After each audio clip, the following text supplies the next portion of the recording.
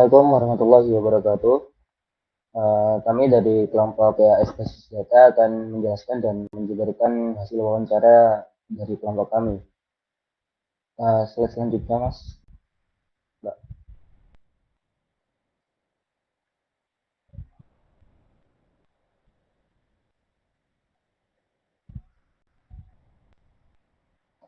Baik, perkenalkan saya Ahmad Ali Hafidullah dengan NPM akhir 181.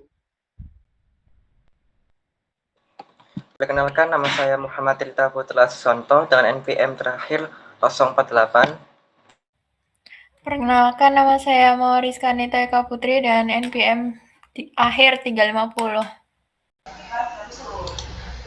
Perkenalkan, nama saya Akila Hasan Wibaputra dengan NPM akhir 276. Baik, sebelum kami menjelaskan, kelompok kami mewawancarai sebuah CV yang bernama CV Arindra Production. CV ini berkesinambungan di bidang jasa multimedia. Jadi perusahaan ini menyediakan jasa multimedia seperti fotografi, videografi, dan juga live streaming. Nah, yang pertama ada alur kerja bisnis dari CV ini. Yang pertama itu klien menghubungi tim melalui WhatsApp atau media komunikasi yang tersedia. Biasanya ini dihandle oleh tim marketing atau CEO-nya sendiri. Lalu dilakukan sesi tanya jawab untuk memahami kebutuhan, konsep, spesifikasi, dan juga detail acara. Nah, untuk ini akan diadakan seperti meeting dengan klien untuk mencari tahu kebutuhan klien. Lalu tim penyusun penawaran dan estimasi biaya sesuai kebutuhan yang telah disepakati. Nah, untuk tahap ini sendiri dipegang oleh divisi keuangan. Lalu klien melakukan review penawaran dan memberikan persetujuan untuk melanjutkan kerjasama atau tanda tangan kontrak. Lalu klien melakukan pembayaran down payment atau DP sesuai ketentuan yang disepakati. Lalu selanjutnya ada pelaksanaan kegiatan atau proyek yang dilakukan sesuai divisi masing-masing. Setelah acara selesai, tim melakukan pembongkaran peralatan proses loading out dari lokasi. Lalu klien melakukan pelunasan pembayaran administrasi dan akhirnya seluruh kegiatannya selesai.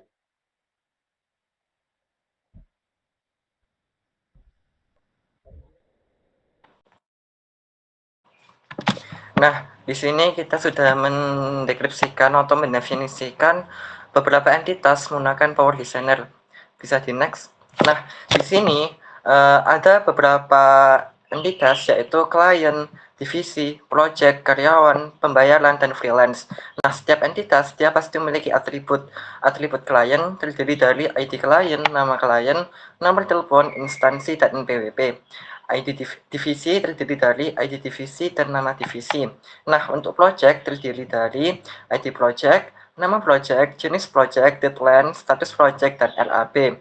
Untuk karyawan terdiri dari ID karyawan, nama karyawan, nomor telepon, alamat, status karyawan, dan juga jabatan. Nah, untuk pembayaran terdiri dari ID pembayaran, tanggal pembayaran, jenis pembayaran, nominal, dan status pembayaran. Untuk freelance terdiri dari ID freelance, nama freelance, bidang keahlian, dan juga nomor telepon. Bisa di next.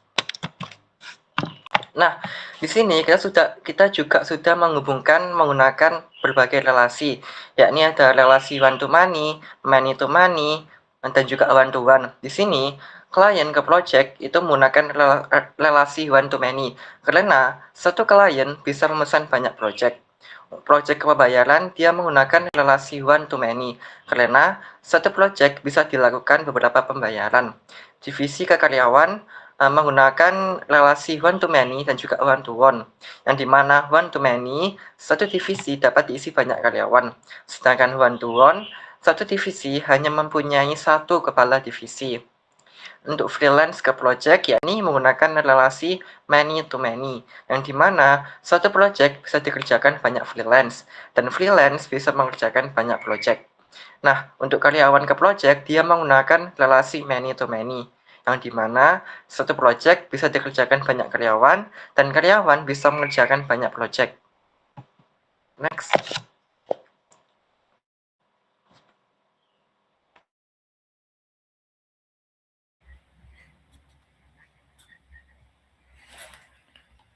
Nah, selanjutnya di sini saya akan menjelaskan mengenai tahapan normalisasi.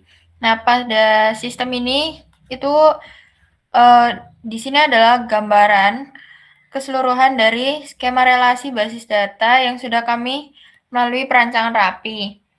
Nah, tujuan utama kami itu untuk melakukan normalisasi ini adalah untuk menghindari adanya redundansi dan duplikasi data, serta mencegah error atau anomali saat sistem melakukan proses input, update, maupun delete data perusahaan. Nah, untuk detail bagaimana transformasi datanya, tahap awal sampai selesai akan saya lanjutkan di slide berikutnya. Nah, di sini masuk di tahap yang pertama, yaitu 1NF atau First Normal Form. Aturan dasar di 1NF ini simple.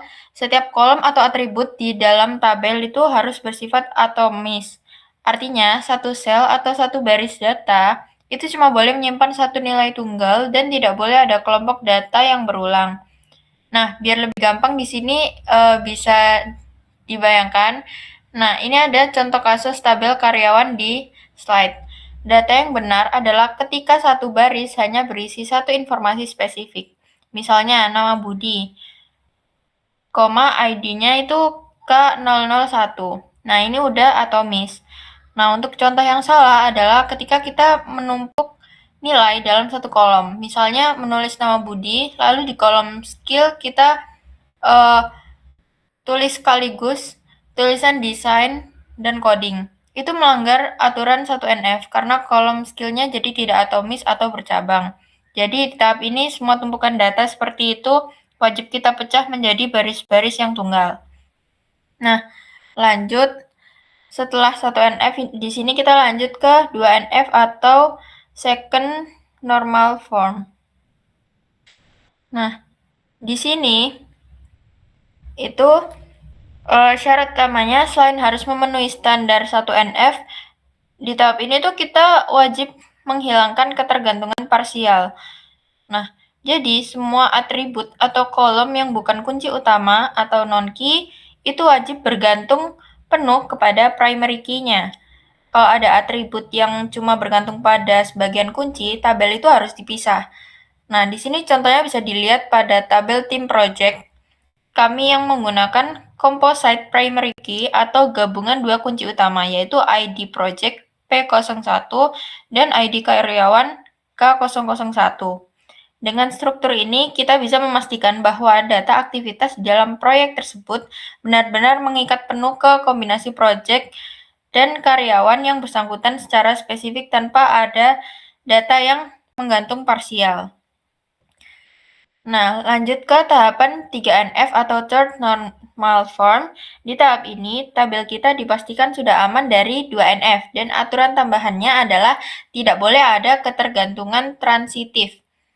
Ketergantungan transitif atau maksudnya ada kolom yang bukan kunci, tapi dia malah bergantung pada kolom lain yang juga bukan kunci, itu tidak boleh karena bisa memicu duplikasi data yang tidak perlu. Nah, sebagai contoh di slide ini pada tabel karyawan, kita tidak boleh langsung mencantumkan teks nama divisi di dalam tabel karyawan tersebut. Kenapa? Itu karena nama divisi itu bergantung pada ID divisi, bukan pada ID karyawan. Jadi, solusinya nama divisi kita pisah ke tabel tersendiri, dan di tabel karyawan ini kita cukup memanggil ID divisi saja sebagai foreign key, contohnya D01 untuk Budi. Dengan begitu, basis data kita jauh lebih aman dan siap digunakan pada sistem lanjut. Lanjut. Oke, baik. Yang selanjutnya yaitu SQL. Nah, yang pertama di sini kita pastinya login ke dalam dashboard MySQL. Setelah itu masuk ke halaman database. Nah, di halaman database ini kita bisa melihat status server, informasi web server, dan juga daftar database yang sudah kita buat. Bisa di next. Nah, yang selanjutnya yaitu pembuatan database perusahaan. Nah, untuk membuat database perusahaan sendiri, di sini kami menggunakan perintah create.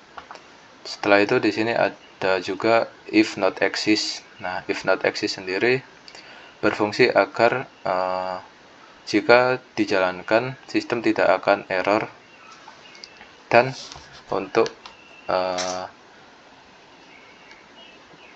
mencegah nama perusahaan yang sudah ada itu yang pernah dibuat sebelumnya.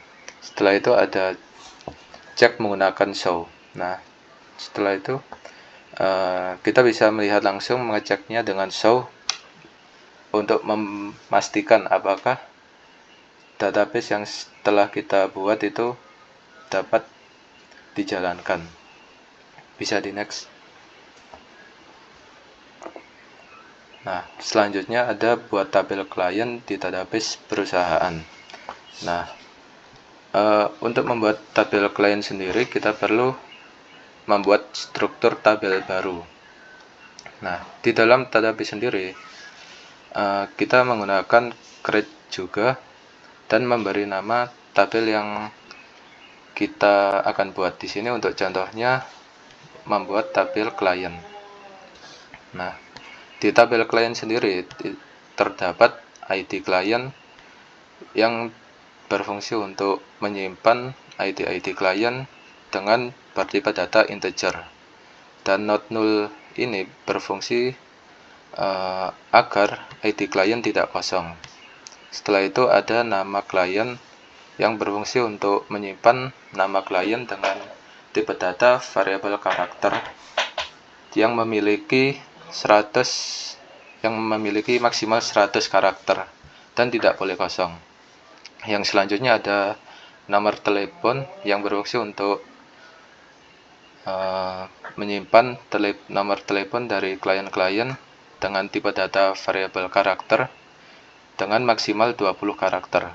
Setelah itu ada instansi yang berfungsi untuk menyimpan dari mana klien ini berasal dan bertipe data variabel karakter memiliki 100 maksimal karakter. Setelah itu ada NPWP yang berfungsi untuk menyimpan NPWP dari klien yang bertipe data variabel karakter memiliki 30 maksimal karakter. Setelah itu di sini ada primary key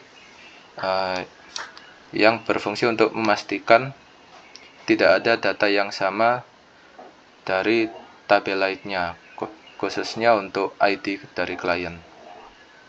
Nah, bisa kita lihat di sini untuk outputnya sistem berhasil untuk membuat dari tabel klien. Bisa di next. Nah, yang selanjutnya yaitu memasukkan data di tabel klien.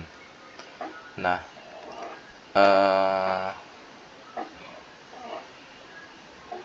untuk membuat data di klien, di sini menggunakan operasi create juga.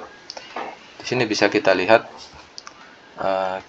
kami berhasil untuk membuat 4 contoh baris data ke dalam tabel, yang dimana setiap tabelnya memiliki informasi ID klien, nama klien, nomor telepon, instansi, dan NPWP. Bisa di next. Selanjutnya ada masukkan query read untuk melihat data. Nah,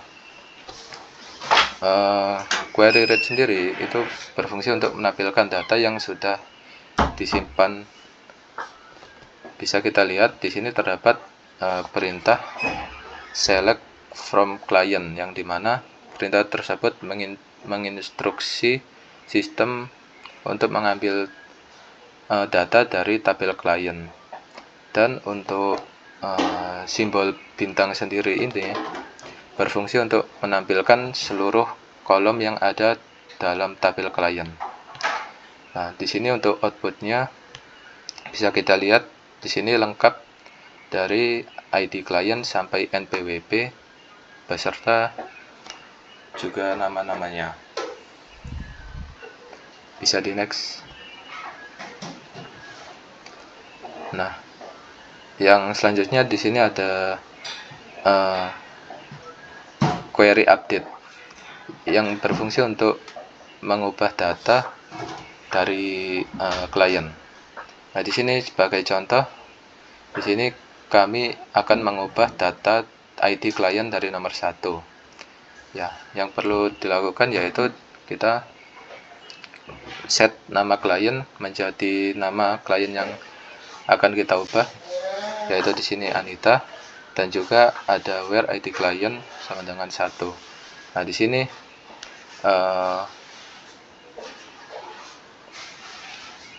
where sendiri berfungsi untuk membatasi agar perubahan hanya terjadi di ID klien 1 saja, tidak semua.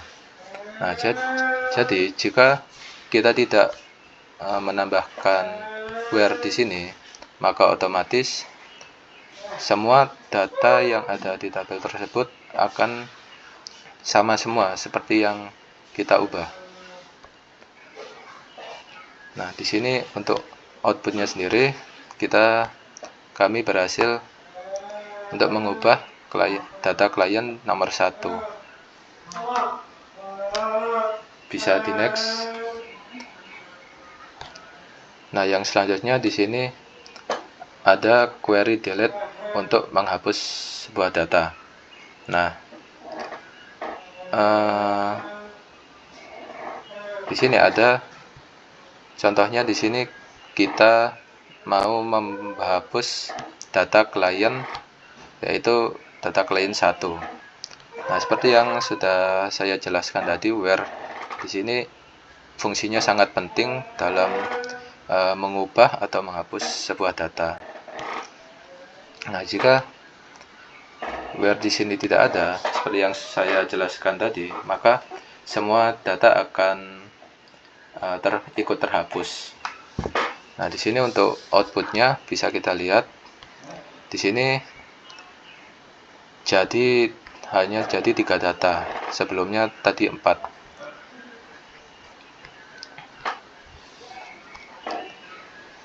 Oke, bisa di next. Nah, oke, baik. Demikian presentasi kami dari kelompok 12 dalam menjelaskan alur kerja, relasi, normalisasi, dan SQL. Jika ada penjelasan kami yang kurang jelas atau perkataan kami yang salah, kami meminta maaf sebesar-besarnya, dan terima kasih.